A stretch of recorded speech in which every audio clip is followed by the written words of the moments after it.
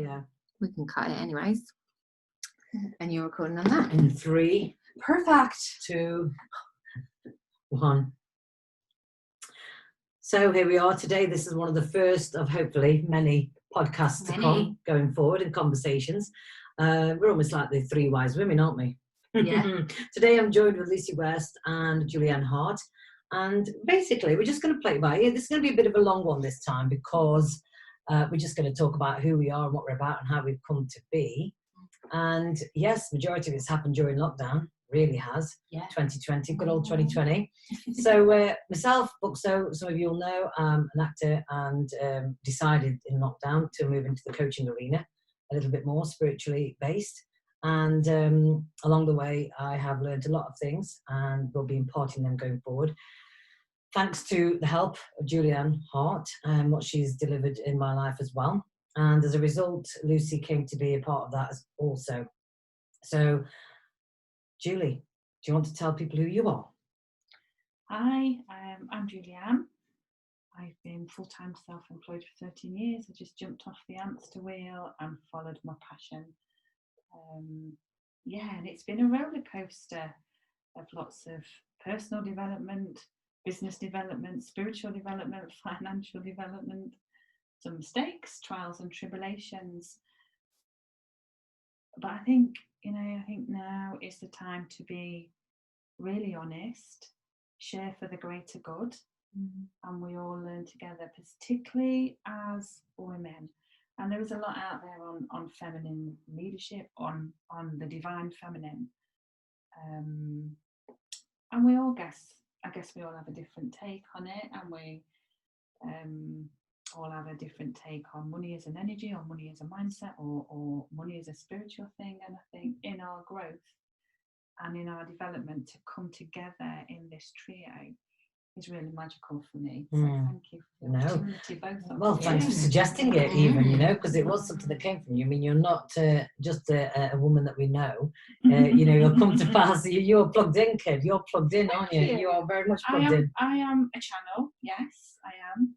So I'll kind of work beyond the intuition. Very much so. Very much so. Which you'll all find out a little bit more about going forward. And then, of course, the one and only. Hi. Ms. West. Mrs. West. Yes, I'm Mrs. West, Lucy West. I have had a business for nearly 8 years now as an online health and wellness entrepreneur.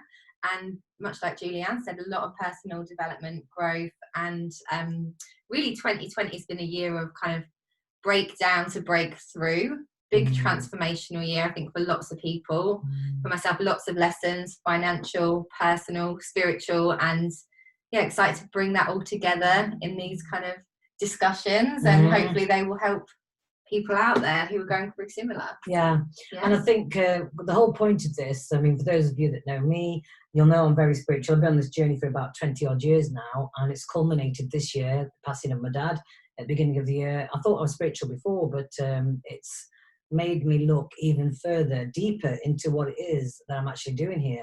And I know that people have this moment in their life in their 20s after certain incidents happen to them. And I almost envy them because they've got so much more time to really live their life. And I'm gutted at 47 that I've come to question myself like this rather than 15 years ago, 20 years ago.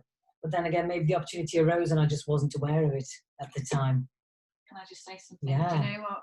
You're only a baby at 47. Oh, I say that about Lucy. She's only 34. I want to be 34 having this conversation. Oh no! But do you know, when I channel particularly in women's leadership, we are timeless, we're ageless, because gone, and it's going to go even more of the days when we kind of fell off the ladder in our mid-20s or our 30s. And women are going to go and make a difference into the 80s and into the 90s and still be employed and actually share that wisdom, an amalgamation of life experiences. And that is part of, I believe, when I channel that social and cultural changes, that we need the blueprint of those that have gone before us, so we can understand it, you know, and actually learn from each other. So I think this is exactly what I've come to pass to find, with my dad, like I say, Mm. passing away, I only now have I started to look back at his life and what did he do? Where did he come from? Why did he come here? I didn't give a shit about it at the time, you know, when I was growing up. I just saw him as this thing that was obstructing my desires and my ambitions and where I wanted to be and stuff. So it's a shame that it does require something like that to bash us over the head. I mean, what about yourself, Lucy? You felt demotivated this year through external factors and people passing away and things like that. And why was it this year? Do you think it's compounded further by lockdown? Was it, or? Yeah, I think lockdown given people a lot of more time on their own to reflect. So yeah, I had 2 bereavements, both within very quick succession of each other, about 3 weeks in between. That was end of April, early May. And yeah, and I've always been someone that copes and just deals with things and moves on and like the positive person and, you know, find a positive in it. And, you know, we're blessed to have the time that we have with them, and we absolutely are. But a few weeks after, it just knocked me for 6, and then I think a lot of stuff emerged, you know, from the stuff that you couldn't going way back childhood, you know, and those feelings of grief, they came up from actually a much deeper level, which again you wouldn't have had the luxury of knowing about, because in the normal circumstances you'd have been bobbing about busy, all over the place, which is what I think we do, don't we? We're missing golden opportunities. So this has been a golden opportunity, even though we don't feel it probably, you know, because of what we're having to face, the demons that we're having to face. Is that what it is then? Is that what we're just lacking? Is it just we're just lacking a supportive environment? Because obviously you've had support as well from Julianne this year in that endeavour, as I have, and you've helped loads of women in your time. Is that what women need? Have they still got a bit more to learn about being so what's the word, competitive? Is that an issue that lets us down as women still? I think, to answer your question, I think, we're always learning, aren't we? And evolving, and particularly when we, you know, embody our spiritual side in our daily lives as part of our lives and not something that we dip in and out of, then that enlightenment, illumination comes. And I think that we're in that cycle of having those light bulb moments where we're seeing things different, we're sensing things different. There could be a calling within you rising, and knowing a deep desire to work differently, help others, and to look at systems and structures that we've got and think, actually, no, that's not for me. Actually, I don't think I like that. Actually, I don't think that really is bringing out my beauty. I'm not sure as if it's the truth. And so, you know, things are going to crumble, and other things we're going to be called up to. So it's a massive transformative time. It's a huge developmental time. But I do feel that we really have to go into that hidden wisdom in our DNA and be different. You know, we're not sheep. You know, we're not designed to be followers. We're designed to have an expression of uniqueness, an expression of our spirit, and yet it often gets squashed in how we're culturalized, massively, or conditioned and controlled. And so I think, you know, women are beginning to break free of that and find their own voice, their own desire, and actually not be in a box or in a certain way. You know, and I think it can be a tough path. I think sometimes it can be very creative, it can be very confusing. So it does have that duality to it.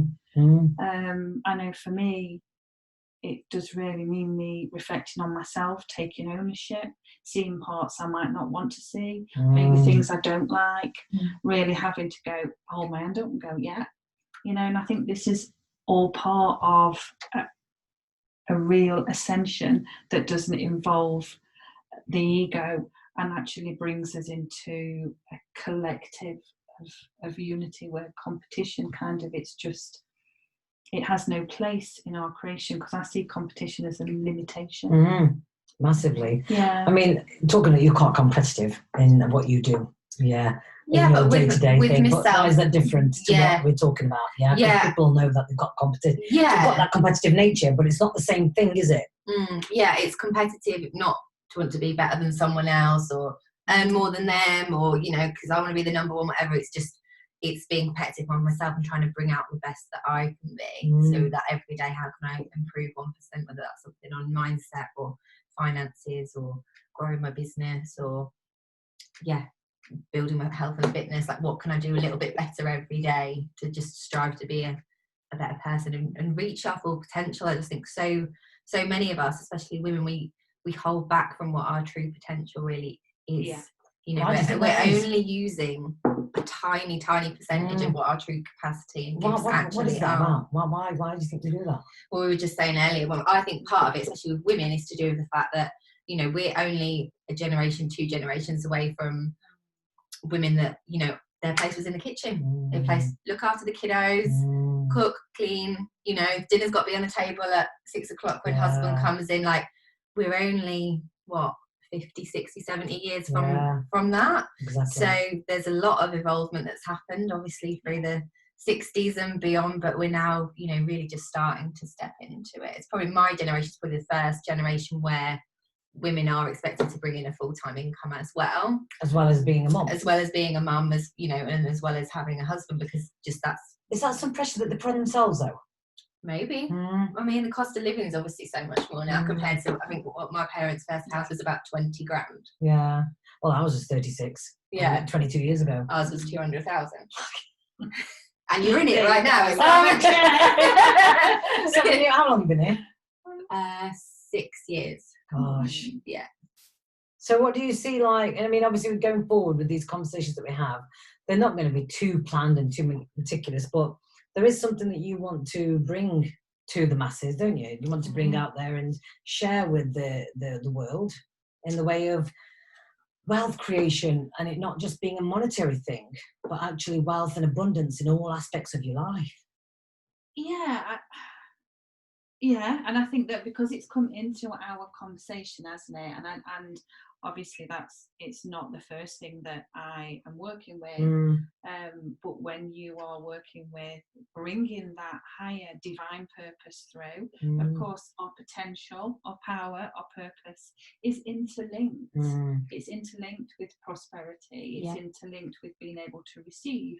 It's being interlinked with having worth, deservability, self-esteem, being able to see yourself. It's interlinked with all the things that maybe we've diminished or doubted as women, you know. And so I think, you know, being able, as Lucy said, you know, we work with just such a small bit of our power and potential, but being able to open up and bring more of that out, I think it really means looking and examining who we are and having more awareness on ourselves. So I feel that the psychology of money for the feminine is a very interesting subject and topic for me that, you know, I brought to us to kind of explore, really. There is a lot out there. I think it's more than just worth, deservability and a mindset. I really do. Because of what it's interconnected with and entwined and wrapped up with. So I saw it as a bit of a maze. And when I started on this journey, I left work because I'd had a couple of emotional breakdowns, couldn't cope with the system, but there was something calling me up as well. I spent 3 years in retail, had a shop and doing small therapies upstairs, kind of individual, you know, low cost. But I almost went bankrupt with that. And then the message came, you've got to step up, girl, because you can't make a difference from that. You can't rescue people, overgive, try and save the world. You're not God. You know, make this movement into how you do make a difference, in how you do get you out. And so that's been a 10-year journey for me. Gosh. And I've learned lots. And I think exploring that between us, exploring all our journeys and where we're heading, where our desires are, where we want to go, and actually sharing some of the channelings as well. You know, it's insightful. Because I've only just come to that conclusion that, you know, and flipped my thought process around money. Is a cat trying to get in? Yeah. Where are they bashing? Are they on the cat flap? Yeah, because it's not. Oh, got a couple of cats in the house. Oh, it's lovely having the power of the feline. They want to be involved. Magic, that. Fred, you can't be involved, I'm afraid, lady. You can't be involved. But no, I've only just come to realise, or not realise, but flip my thinking around that actually I want to have more money in my life because that will give me the choices and the options to help other people. Yeah. And rise up, Yeah. you know, rise up other women, other people that have also got this desire to help others but don't have the means to. And I think that's where it all culminates, isn't it? Yeah, and I think it's not just, you know, we're all going to become millionaires. That's non-negotiable. Whoever's listening to this right now, you're going to follow that journey. Yeah, Yeah, you're going to follow 36 the journey. months, Julianne said, so I'm taking that. Yeah, I'm ready. There you go. So yeah, it's not just about, of course, being able to give back in terms of charitable, but I think it's you do it first and then teach other people how. Like you say, teach people how to work through this maze. You know, we're not at the end point yet, and even when we are at what we think the end point is, stuck at the beginning, stuck at the I middle. thought my end point was when, you know, I hit a certain monthly figure in my business, and then I got there and then had various other like breakdowns and breakthroughs, and you know, attracted more and then pushed it away. And there's whenever you get to whatever your milestone is, so you know, we talk about becoming female millionaires, there'll be another shift and breakthrough that needs to happen, but once you get there you can teach other people how, and that's the exciting thing. And that's the thing, the valid point now, because there's lots of women that I hear speaking about, oh, I'd just be happy with £2,000 a month. And that's okay, because that's all relative to what you're vibrating at in this moment in time.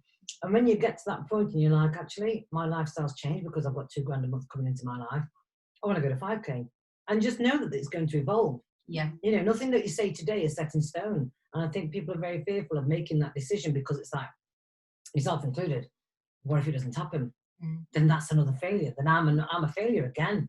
And that's what stops me from setting goals, I'll be honest with you. Yeah, but it's never a failure as long as you keep trying. Like I've had a financial goal for the last 4 years that I've not hit yet, but I'm never going to give up on it. Yeah. You know, and I know it will happen. I know it's coming. And it's, so it's not being, and I think as women, we're really afraid to ask for what we want and set goals for what we want, because we feel, oh, that we're too big, we shouldn't do that, that makes us greedy. And you know, there's quite a stereotype of a successful woman, she's got shoulder pads, she's a bitch to everyone. And is that going to turn us like that if we're earning 10k a month? Well, absolutely not. Money just makes you more of what you are.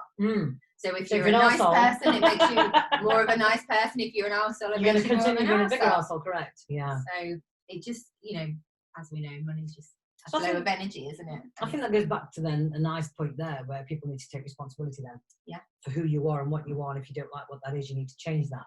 In order for the money to come in, because nobody likes, you know, like I say to my daughter, you know, she needs to be a little less selfish. I mean, an 18-year-old being selfish is the thing, isn't it? It's the thing that they do. But I just said nobody likes a good-looking bitch. Do you know what I mean? There's no point in being good-looking and being a bitch with it. It's like nobody wants to have a tosser that's rich. You know what I mean? Nobody likes a rich arsehole. Nobody does. So I think it all comes back to taking responsibility for who you are and the work. I mean, is there any way of having success without doing work on the inner work, do you think? Inner work, well, to me, it's all inner. You know, our quality of life is all about inner work. How we relate is all about inner work. Finding your personality or spirit is all about inner work. And I think if we're looking or hooked into something external, then it's never going to give us what we're seeking. And you know, you see that with money and material and possessions all the time. And you look back in history where the spiritual seeker left the palace, left the jewels, and went into the desert. It's like, actually, that is not feeding me a sense of my spirit or a sense of self. And I think that that's a premise, you know, to start with, really. It isn't going to give you. You've got to look at your why, and you've got to look at your meaning and the depth and what your passion is, I think. So I think it all stems with the inner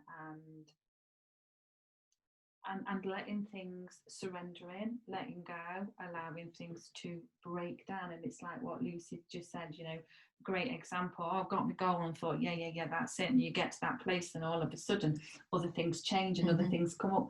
And so there was another level I would say maybe of development for you at that point, another level of awakening, another level of awareness. So I know on this path for me, there's no way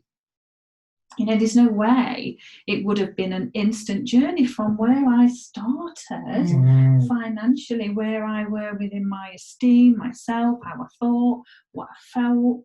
It has been a journey. And so 10 years on, I've moved on, but I still feel like it's always another beginning, or I'm just beginning.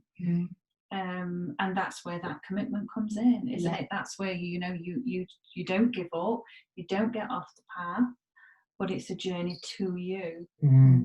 It's a journey of learning. It's an infinite journey of realizing what's important, what's a priority. So I just think it's coming over to you. And there is, I think, if you get caught up in that, kind of feminine or divine feminine material, you're missing something. You're missing a really important part of yourself. And that's where it goes back to... And that's scary, that's scary. That's where it goes back to having to do the work on yourself, the inner work on yourself. Absolutely. And I just want to say, to be really real, anyone that's listening to this, it sounds nice when you're using words like awakening and breakthrough. It sounds like it's quite enjoyable. It's definitely not. It's definitely not when you go from, I don't know, a certain amount in your bank for a few months and then suddenly it's halved and you think, hang on, I'm taking the same action, I'm doing the same thing, why is this happening? And like you say, it's all for your lessons and awareness and growth, but we can kind of use certain language that dresses it up and makes it sound like it's a really enjoyable journey. It's not. And when you're in it, you might feel panicked, you might feel stressed, you might want to throw your toys out the pram, quit everything, whether it's a job, a business, a career, whatever it is, but you just, like you say, you've got to lean in, stay on that path and trust your intuition. And that's the thing where you've been amazing, Julie, and probably Buckso would agree. It's like sometimes you do need someone to just hold space for you to do that. Yes, you do. To help you listen to your intuition, because like you say, we fill our time with just being busy and doing, whether it's kids, jobs, pets, housework, we fill ourselves, with so much busyness that we don't often go quiet and listen to that intuition and trust ourselves. And I think, like I said to you before, having gone through life, the last 30 years of my life, well, 25 more so, of head down, straight on, got to do it yourself, head down, do, go, ploughing through like a bull in a china shop. And you get through the tough patches and you don't even think that asking for help is an equation. It's part of it, because you're just so used to doing it on your own. And I think that's another area where women get caught up, where they just think, I've got to do it myself, like it's a badge of honour. And it's like, actually, I don't want to do it on my own. And I don't think we can. No, you can't. I don't think our success is singular, and that's what comes through that higher channel. It's like, your connections, your collaborations, your sisters, those that love you, those that have got your back, those that are going to chuck you a line, an opportunity, promote you. And it's like, we have formed, haven't we, this is not a forced formation. No. It's organically came together very, very naturally. So we know it has kind of a divine purpose with it. And we're skill sharing, we're supporting. It's a new way of coming together where our agenda is not for ourselves. Like we're kind of agendaless in a way, aren't we? And not out to get. And so we've instantly got a different dynamic that deletes the competition. And so we can be a community, we can create, we can collaborate, we can share our shit, cry over our pain, and we can laugh and go out for lunch and have a giggle and exactly, and rock up however we want to rock up, because there's no agenda. There's no agenda except the common goal, which is success for all of us. Isn't it? And one person's rising and is another person's rising, and I think that we will, over the coming months or even over the years, see how that works. We don't know how that works yet. We don't even know where we're going. I haven't a clue. But we're prepared to share it and share it for the good. And so it's interesting, isn't it, to see what will come of that. Without the plan. Without the plan. Scary. Mind you, I don't plan to make goals anyway, so right. Do you want to end with anything on there, Lucy, before we bring this one to a close? Is there anything you want to add to it? I don't think so. I think that's a good starting point. There's so much more to uncover, and I think probably all underestimate the wisdom that we each have on each of our journeys. Actually, once you start talking about it, you're like, oh, actually, yeah, there's this and that, and so massive. And it's just knowing that it's a safe space that we've got, that hold for each other, no judgment at all whatsoever. And going forward, who knows, guys, you could be a part of it too, depending on whether you want to join this new movement, isn't it? And I'll just end with this analogy that I like to use. A hot air balloon cannot take off without getting rid of some of this shit that's hanging over the sides. Get rid of the sandbags in your life, guys. Boot them off so you can take flight. That's it. Nice. Right, so let's have a see.